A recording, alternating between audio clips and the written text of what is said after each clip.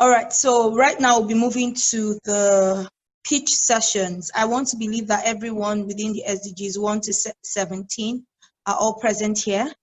May I call up SDG 1 to pitch their understanding of power of innovative volunteering based on the book, Making Africa Work Through the Power of Innovative Volunteerism. Please take note, we all have 1 to 2 minutes for our pitch. May I please call on SDG 1's representative? Thank you very much. Kindly introduce yourself, please. Thank you. Good afternoon, everyone. My name is Hepzibah Adeniji, and I'm representing the CEO of AgroHorse Squares. She's not going to be available today because she's not feeling well. But together, we read the book and came up with different ideas based on the book. Now, Africans. Okay, I'm sorry. Okay, what I took from the book was about passion and doggedness in every stage of his education, from primary school all the way up. And then that is what, as Africans, we need. AgroHorse Squares is looking particularly at farmers in Kogi State to produce rice, and we're using their horse to produce disposable items that are biodegradable.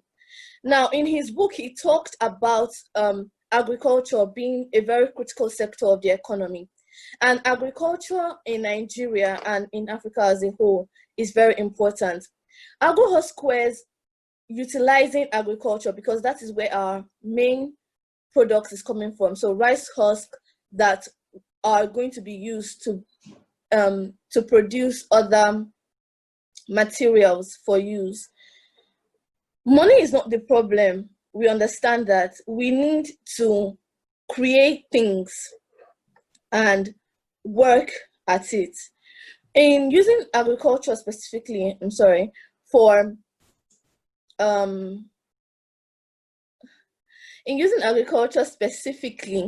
right, we need to understand that Africa has suffered a lot in low productivity. So we have raw materials, but then they don't seem to be getting anywhere else. We just produce and use, or produce and export, and that is costing us a lot of money. If we can produce more and turn them into viable products, we are increasing the money we can get. Okay. Thank you very much, Hepzibah. Okay, SDG 2's representative, please, if you're here.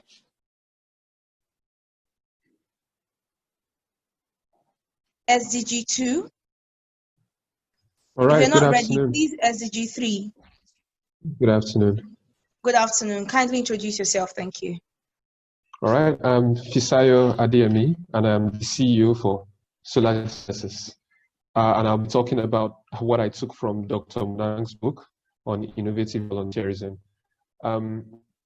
Munang's books really opened my eyes up to what he called catalytic sectors in the African continent. Fisayo Adeyemi, I can't see you. Is it just me? I can see him. Okay, now I can see him. Can you see me? Can I? Is it safe yes, for me please. to go on? All right, your time starts now. All right, thank you. I'm the CEO for Solar Genesis, and we're powering the African continent with renewable and clean energy. So one of the key takeaways I took from Dr. Munang's book was a quote. I will quote him directly so that I won't do injustice to what he said. He said it's safe to conclude that operationalizing Africa's catalytic areas of establishing an agriculture sector with clean energy and processing those agro enterprises automatically drives the implication of the climate agreement. So I love the way he tied catalytic sectors. Yes, you can be investing in a lot of energy initiatives or agriculture-based initiatives, but he was able to highlight that when you have agriculture that is powered by clean technology, so you're not having a farm that is running on diesel or a farm that is connected to the grid that is burning natural gas, but you have like a farm or a massive farm that is powered by solar or wind energy, and that is agriculture and clean energy married together, because he highlighted that $30 billion to date has already been sunk into the African market, and we don't have results to show for it. So in order to see results that will actually drive climate change and will help us achieve the 2030 goals, we want to see those two catalytic sectors working together. That was one of the primary things that I took away from his book, and a lot of his thought process went around that. So that was my major takeaway from Dr. Munang's book, and I believe we can run with that. We would actually see the UN SDGs goals accomplished sooner than we even thought possible. Excellent. You were just right on time. Excellent. All right. Do we have SDG 3's representative here? Yes, we do. All right. Good day, everyone. Good afternoon. This is Green Planting, and as always, it's an honor to be part of this. All right. Really making Africa work through the power of innovative volunteerism has been remarkably eye-opening. From Dr. Munang's childhood, his determination and readiness for skill acquisition, all through to what African countries go through in terms of the effects of climate change and the policies set by these African countries to alleviate these effects. Also, what Ebafosa does in contributing to improving industrialization in Africa. All of these have been eye-opening and has inspired my team and I. So thank you, Dr. Munang, for this book.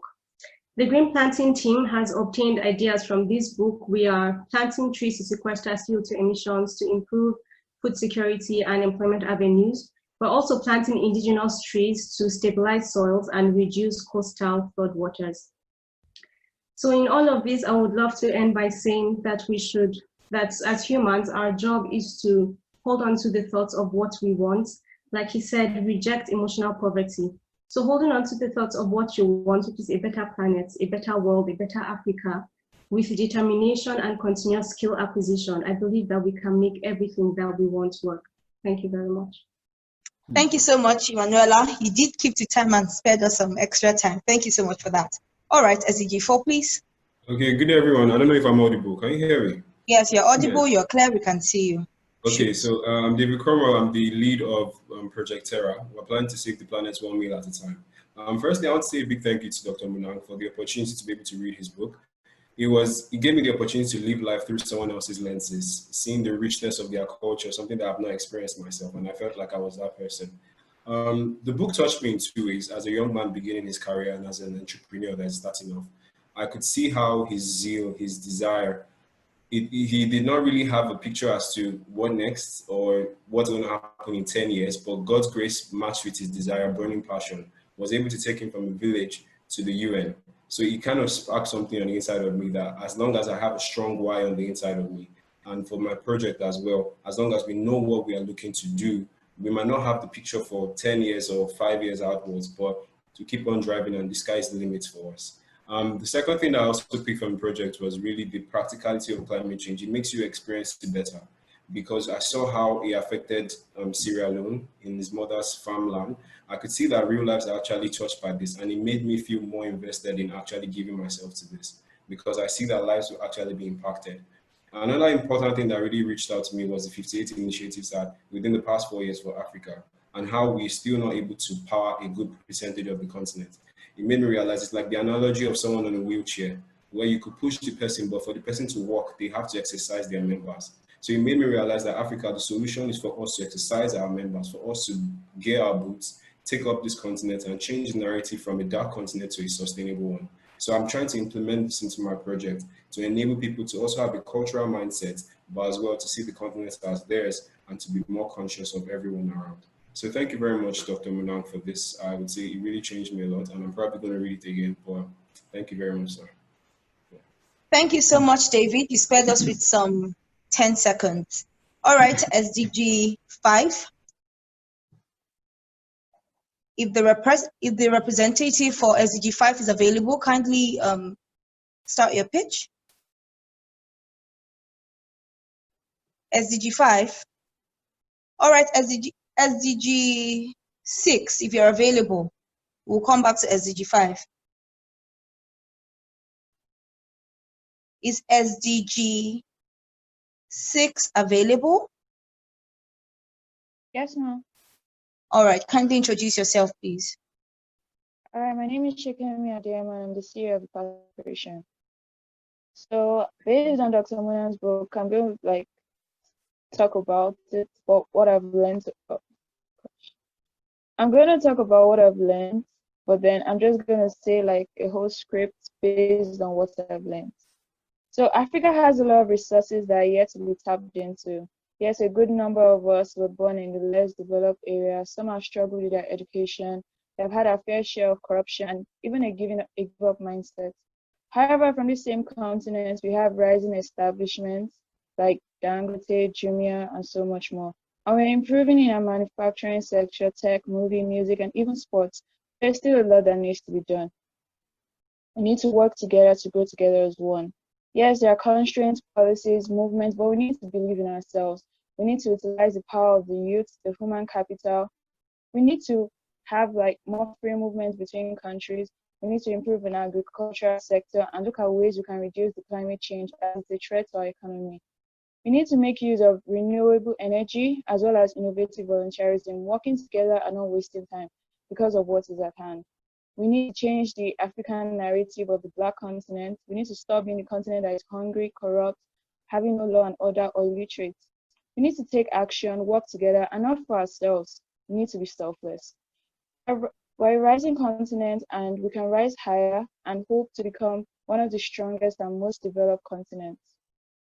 Climate change is affecting the African economy, and the plastic corporation is here to reduce the rate of climate change caused as a result of plastic production, use, and improper disposal, of which less than 10% is actually recycled.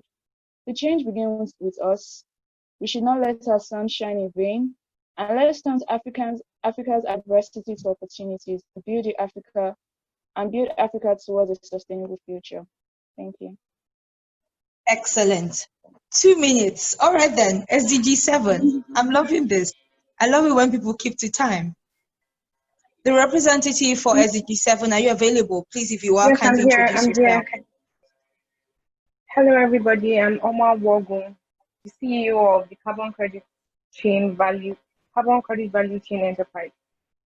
Concerning Dr. Richard's book, I must say that the particular book in question is a must-read for every youth and African that seeks to see a revolutionized Africa. This is because this book has actually emphasizes the spirit of selfless commitment not just selfless commitment, but the mindset of innovative commitment towards Africa's economic development. One thing I saw was that this book actually clearly states the need for innovative volunteerism here in Africa, and I would like to leverage on this. Well, I believe Africa is still where it is because we have vast human capital volunteering or investing their skills, our time, our resources. But the question is, are we actually doing this innovatively? I believe that this line of innovation makes the difference between our Africa and other developed economies, because innovative volunteerism comes in when these are skills are being invested in projects and initiatives that actually connects the dots that fills a gap in the economy. And I totally commend Solution 17 initiative because this is what we are doing. So we're not just investing our skills and capital free of charge, but there's an innovative and entrepreneurial mindset behind all we do. And this will make us different from any charity organization. And I believe this is what will push Africa forward. So this book actually validates something that our previous speakers spoke on, which is money isn't everything. It goes beyond money to build a thriving enterprise, because despite over $15 billion invested in agriculture in the last 2 decades, food insufficiency is still rampant in the continent. Like over $30 billion has been invested in the energy sector, but 60% of Africans remain without electricity till today. So you can see the eye opener I was speaking about. So basically, I believe this book is a call to action to every African individual to look beyond our natural resources, to look beyond money or what you can see in the present, and embrace intellectual capital, embrace emotional wealth and innovation, and to work towards. Thank you, Haoma. Thank you very much. Thank you, Dr. Richard, for your book. Thank you so much. Thank you. Thank you very much. All right, SDG 8, if you're available, kindly introduce yourself. Can you hear me? Yes, I can, please. Okay, my name is Dubim. I'm the project lead for the Waste Action. First of all, I'd like to say thanks to Dr. Richard Munang for this book. Going through from the beginning right to the end, it shows a young person who had the skill to achieve great things, which is something I as a young man would like to adapt in this early stage of mine. Now, the book focused and centered upon basically agriculture, how agriculture is basically like a major sector in Africa. But find out that people are hungry basically, and people, not everybody has food. And that is why the Waste Action is taking up this initiative to make sure that as we impact people, we're giving them food materials which we get from when our fertilizers are being converted and given to farmers. They use it to grow food, and we get their products and thereby helping to communities. We also find a way and make sure that those people who give those food, we don't just give them those food, but we make a way so that they can constantly know how to get those food themselves without us being there anytime. Like the last speaker said, it's not about giving them handouts, but teaching them how to make those handouts so that when I'm not there or when someone is not there, there'll be the waste action will be a continuous process. Who also know that it's continuity, and one thing I also understood is is everybody responsible basically. It's responsibility that we all need to adapt for us to grow basically. So thanks to Dr. Richard Nwa for this book. All right. Thank you, SDG 9, if you're available. Good afternoon, everybody. Good afternoon. Can you introduce yourself? Favor, representing co-founder of Global Trackable Trees, and from the book, which was really very much educating and giving me much to think about and work on, we've been able to come up with from the book, which in particularly page 80, which talks about the power of volunteerism towards a bigger goal. We've been able to adopt this into our project. As for Global Trackable Trees, we're thinking of using the TOM business model, which makes us put in the resources we already gotten initially, we put it back towards making impact. So we're not just gaining money and using it for ourselves. Also, because we're particularly majoring on agricultural replanting, that is afforestation, but not just ordinary afforestation, trackable afforestation, that is the use of technology in this.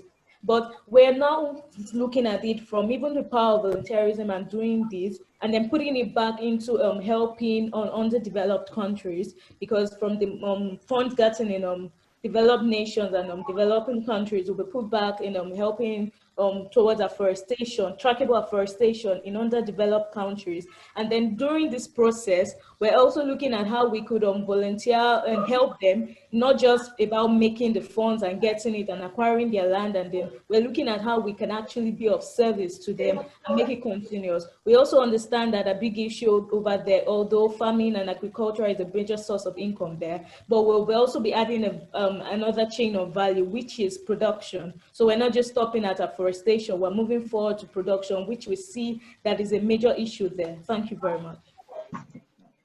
Thank you very much, Favor. All right, then, if we have SDG 10's representative here. SDG 10. SDG 11, if you're available, kindly start your pitch. We'll come back to SDG 10. Is this for 10 or 11? This is for 11. Okay, go on, My please. name is Oluwalayomi Adeyonju. I am the CEO of Rotary. I love that the passion that fueled Dr. Richard through his journey is the same that fuels me today, which is climate change. He saw climate change as the challenge and major source of income and livelihood in his area, which is agriculture, and it's the same in most of Africa, and that was enough to keep him going. What is amazing is that the whole idea of innovative volunteerism has always been something I imagined and desired, but just vaguely. Dr. Richard finally gave a name and picture to that idea, and now I can finally work towards something I can clearly define thanks to him. As was pointed out in the book, wealth is an accumulation of capital, both human and material, not just material. The idea that Africa is a poor land is completely changed when looking from the perspective of human capital, because Africa has the best of it. It's vibrant and strong with people, and its large population. A lot of focus on myopic self-interest, as stated in the book, is rampant among youths today, and that could be the very thing that is holding us back. A line in the book says, "You're responsible for erasing the shame that is the paradox of desperate lack amidst plenty that has now become almost synonymous with Africa." And that makes me eager to take responsibility, and I hope it does the same in other youths also. Everyone can contribute to what they know and can do best, whatever it might be, to revive Africa. And I wouldn't know what could be more exciting than that. Thank you, Dr. Richard. Thank you very much, Oluwalayomi. Thank you. We did keep to time as well. SDG 10, are you now available? SDG 12, please. If you're available, kindly begin your... All right, thank you. Good afternoon. I am Iroluwatunde Fashanu, the CEO of A Victory to Biogas and advocate of SDG 12. Dr. Richard told an interesting, heartwarming story of his early days and his roots in Africa, which is summarized in the phrase, "The Africa born in me." He made vivid his passion for education and change, even in the midst of hard times. It was this thirst that helped him shut his eyes to the difficulties around him and earned him many opportunities and achievements. Little wonder why he knew endless accurate details of Africa's socioeconomic and environmental status. I must say, his passion is contagious. I didn't wait to end the book before concluding that it couldn't have been a better time for Dr. Richard to publish his book than now. His writings enlightened my current perspective of climate change, and it made me understand that the issue is beyond the ozone layer depletion or just a hazardous shift in weather conditions. Yes, these are primary effects, but the disaster it poses to the ecosystem and our living standard is of bigger concern. I won't go on rambling about how much Africa has been disadvantaged because it won't be of any purpose to us. Maybe we are truthfully in a state of adversity, but we will now see our state of benefits only when we allow ourselves to move past our mediocrity. Do away with lip service solutions and acts, emphasis on acts. And I know this is happening already. Times without number, he clearly stated his solution to Africa's issues, socioeconomic transformation and climate resilience through agriculture and clean and renewable energy. He attested to the fact that Africa is arguably the most blessed of every continent on this planet. Our arable lands, our water resources, our human products, everything. He has helped me imagine what the product of the synergy of collective young African hearts and mind, strength, skills, and talent with material resources can be. And this is what we're working towards on the Solution 17 platform. My priority takeaway was that volunteerism cannot be overemphasized. It is a means of exposure to vital practical skills and proper refining from those already at the top of their global game that will birth an even stronger global set of solution providers. Having agreed that towards such big impact might not be easy, I grasped a quote that rain never falls on one roof. It's how we use the rain that matters. Thank you, Dr. Richard. Thank you, everyone, for your time. Thank you. You're welcome. Thank you very much for a good presentation. If we have SDG 13 here, kindly start your pitch. Okay, I'm SDG 13. Good afternoon, everyone. I'm Enoch Ayeniro from Carbon Tech. I'll be making the presentation on behalf of our CEO. Okay, Dr. Richard, please, I want to thank you very much for that wonderful book. It was really life-changing. One thing I saw from the book is how he found a drive. Because he was born into basically a low-income family of 5 children, and how the climate change affected his mother's crops and the ability to grow crops, and that drove him for the rest of his life. He found that drove him. That was really impactful, and it taught me to put yourself in the problem in order to find a significant drive. And he also he learned the art of volunteerism at a young age and understood that not all opportunities requires payment. very, very life-changing statement that some opportunities, the payment you get is just the knowledge, the ability to learn, and that is basically enough. And from this, we would like to, as Carbon Tech, we would like to inspire young people from what the book said, that inspire people and encourage youth to take charge of resources available in Africa. So this is what we like to do, because in Africa, there's a lot of intellectual and human capital going to waste. So what we would like to do is educate and train like-minded youth on the problem of climate change, how it can be solved, and how carbon technology and conversion is a great tool to achieve this excellent feat, which won't be restricted to Africa alone, but to the world at large. So this is what we got, me personally, got from this book. Thank you very much, sir, for this wonderful book.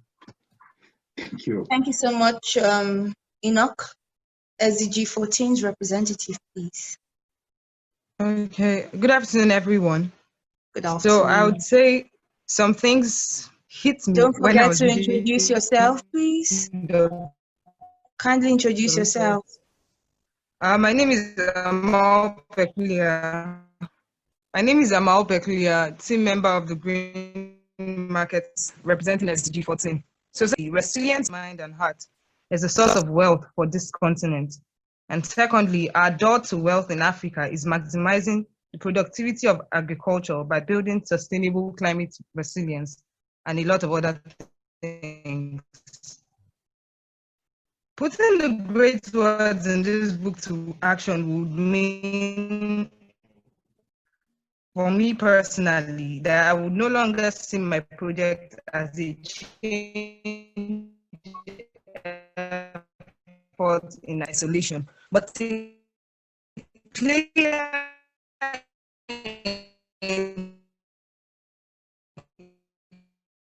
Hello, Peculiar.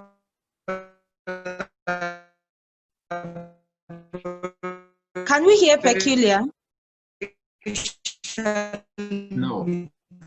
Okay, Peculiar. Maybe we'll come back to you because the line is really breaking. Hello, Peculiar. Hello.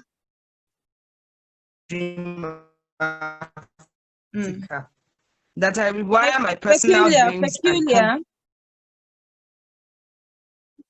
Hello.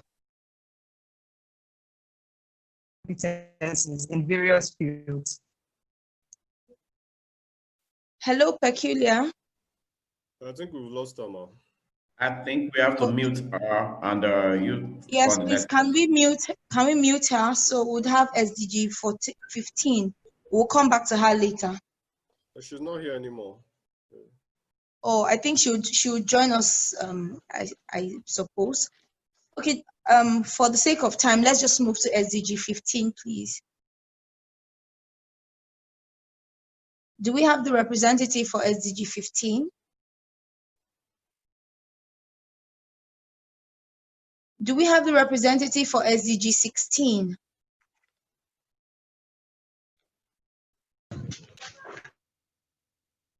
Hello? Do we have the representative for SDG 16, please? SDG 17, do we have the representative for SDG 17?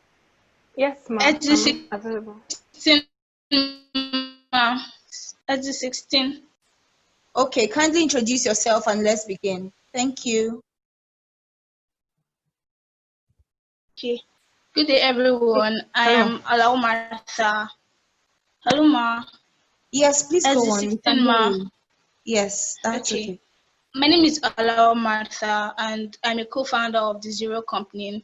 A very big thank you to Dr. Richard for the opportunity to read his book. His determination and his inquisitiveness was just so wonderful. In his book, he made a quote: "It is the young trees that make up a forest." Youths like us have the tools to drive the innovative volunteerism because we have the mind of our youth thinking. His book made me understand more about how climate change is really affecting us in Africa and the need to create the solution we've provided already. The priority impact the book made on me was that it's not easy, but our skills, determination, talent, and effort are all it takes to have a good solution for Salesforce. Thank you, ma'am.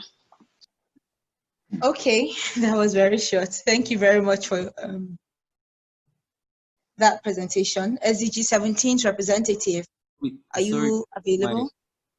I'm SDG 15. My internet connection. Don't worry, I'll come back to you, SDG 15. Okay. So let's just take SDG 17, please. Okay, good afternoon, everyone. My name is Boma Pele, representing SDG 17, which is the greenhouse sink. So I learned a lot, beginning from Dr. Richard's passion for learning and education. I see a lot of myself in that area. And then, you know, the major concepts in the book, combining ecosystem restoration with alternative livelihoods, decentralization of opportunities away from urban cities. Those were actually very key points, because we need to understand that this whole migration, everyone like in the village thinks, oh, by the time I get to the city, my opportunity is there. So they need to, like, we need to change that mindset by creating more opportunities in those places where they are. And another thing that really stood out to me was the fact that Africa is losing money because we are not adding value to our projects. We focus on primary production, mining the materials in their crude form, then selling them out and buying them back eventually. You could imagine a country like the Democratic Republic of Congo that is rich in cocoa production. They just established their first chocolate factory after all these years. Like, even the locals believe that chocolate is just something that comes from abroad. So that mindset is also another area that we need to work on as a country. And the fact that he said that African leaders focus a lot on the material resources rather than the actual people, the people resources, is another point that really stood out from the book. And then we need to upscale clean energy production, moving it from just the domestic use to industrial use. And then on the policy section of the book, the low carbon sustainable future policy on the Paris Agreement, I believe that the greenhouse sink is strongly in line with that particular motive. Innovative volunteerism and mutual partnerships across sectors. This was another factor, like, because the policies among sectors that are involved in energy utilization need to be uniform. Like, you could imagine in a country like Nigeria, the laws on greenhouse gas emissions, the fines for, you know, over-releasing into the environment are still the same since 1960. So the money is not a lot, and then these people don't mind destroying the environment. So a lot of our mindsets just need to change. So the policies need to align for us to, like, move forward as a country and focus on clean energy production. Thank you. Thank you very much, Boma. Thank you for that presentation. Okay, can we now have SDG 15 if you're available? I reckon you had network issues before. Yes, I did. Thank you very much. All right, Jeremiah. Please, you may begin. Okay. Well, first off, I would like to, commend the author on his opening. The personal touch he brought to this issue kind of made me see it. It gave me an insider's perspective. I was kind of brought up in the city and everything, and when I hear all this agriculture and problems, yes, I recognize there are a problem, which has kind of influenced the way I think and the way I act. But getting this personal view made it seem all the more urgent. Okay, and also the way he used, he didn't just make claims, but used supporting statistics and incidences in the past to support the case that he's making for innovative volunteerism. We are all amazing. Then from my reading of the book, I was able to get a better grasp of the scope of Africa's problems as regards climate change, and also the agriculture situation, and how our policies, lack of implementation of relevant policies, is kind of affecting the continent as a whole. You know, things like us being the largest producers of cocoa, only making, I think, if I recall correctly, 2% of the chocolate or the profits. All these things need to change, and he made the case that it begins with us. I also like how he brought up stuff about EBA, and adaptive ecosystem implementation of policies, all right, all these things. And how do all these affect my project. My project doesn't necessarily have to be agriculture, but it has taught us something as a team. It has taught us that while we are looking for how to implement, we must first start at the grassroots.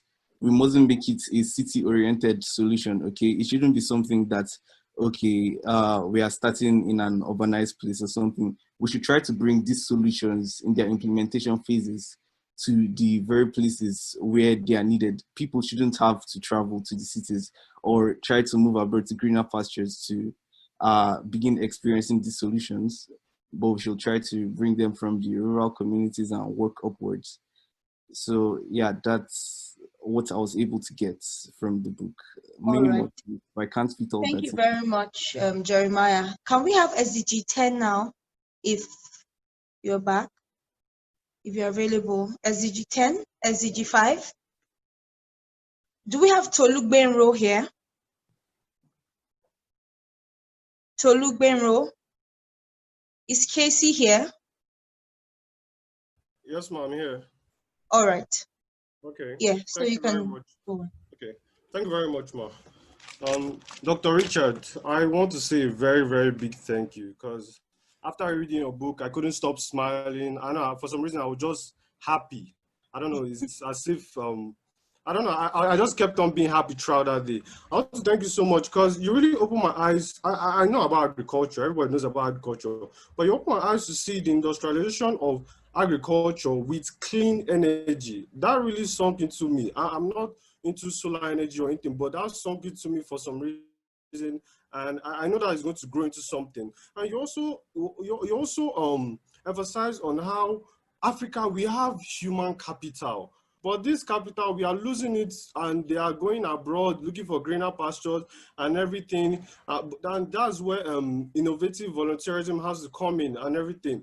And I also love how much your passion from when you noticed how your mother's crops were being flooded and everything, how you noticed your complete surroundings from that very age and everything, and how that passion followed you from secondary school to university, getting your doing your masters and your PhD and everything. That passion, like there was no break for that passion. Like it just kept on moving and moving, and like that was actually very insightful. I also picked from your book again about intertrading within Africa, and I was like, if intertrading was actually pushed in Africa, like it would actually go a long way for all our countries to benefit from each other. Like we are actually, our GDP will actually boost, and we'll actually reduce the whole food security issue and everything. And yes, I also got from a book as well, which is implement. We have a lot of policies in various countries and everything, but there's no implementation. And that's where we as youth, we have to come in order to implement this solution. We don't have to wait for policies from someone to give us land and everything. We have to start from where we are. We have to start from what we have and everything. And thank you very much, Casey. Thank you very much, ma'am. That's all we can have as a result of time. Thank you. Is Peculiar back? Yes, ma'am. Can you hear me now? Yes, we couldn't hear anything you were saying before. Please start. We have about 4 minutes to wrap this up. All right, please go on. Okay, so of the Green Marketplace. My name is Amao Peklia, a representative of the Green Marketplace, and some of the things I learned from Dr. Richard's book was, firstly, you cannot help a people whose pain you haven't felt, like we were told this morning. And he saw a need around him. He felt the pain of his mother, and then he turned it into a passion and created a solution for that. So that is a basis for me creating solutions. I should not just stand up somewhere and begin to assume that some people need something and create a solution for it. I have to go right into where there's a need for it and feel their need, feel their pain, and be able to create solutions for them. And I also learned that the resilience of the African mind and heart is the source of the wealth of the continent, meaning that even in Africa, we have the intellectual potential, we have the human capital, we have enough resources. He gave statistics on the amount of youths we have. And if we could employ these people and then get them educated and transform their mindsets to see that there's potential even inside of us, then we can move Africa forward. So more than our resources, we have our people, and our people are our greatest strength as a continent. Then I also learned that one of the doors to wealth that we have is maximizing the productivity of agriculture by building sustainable climate resilience. So I liked how you linked climate resilience and climate change, climate action to agriculture. I never really saw it that way before. Then one of the other things I learned is that the time is always right to do right, and it's not as if we have to wait for the next 5 years for planning and everything. We have to start now. So this book has really changed my mindset about Africa and our potential, and I intend to do the same for other Africans. Thank you. Thank you very much. Right on time. You gave us some 10 seconds. All right. Do we have Malta here, please? Do we have Malta here? Do we have Elijah? Do we have Elijah here? Do we have Malta here? Elijah is here. All right, Elijah, please start. Okay. First of all, I want to thank Dr. Munang for the great book that I read. The most profound thing I got from the book was we as Africans, we are rich. But going on in the book, I saw that a large chair does not make a king. And up to now, I'm still happy that I saw that. So despite everything that we have, if we do not take steps to achieving our dreams or realizing our potentials, they will remain dormant. And then we'll keep on being rich without actually going forward. And secondly, I really want to thank Dr. Munang because he increased my passion for success. Because years ago, he saw himself where he is today, and actually he's where he thought himself to be. And I really want to thank you, Dr. Munang, for blessing me, even all the way from your country here in Nigeria. Thank you very much, sir. You're welcome. Excellent.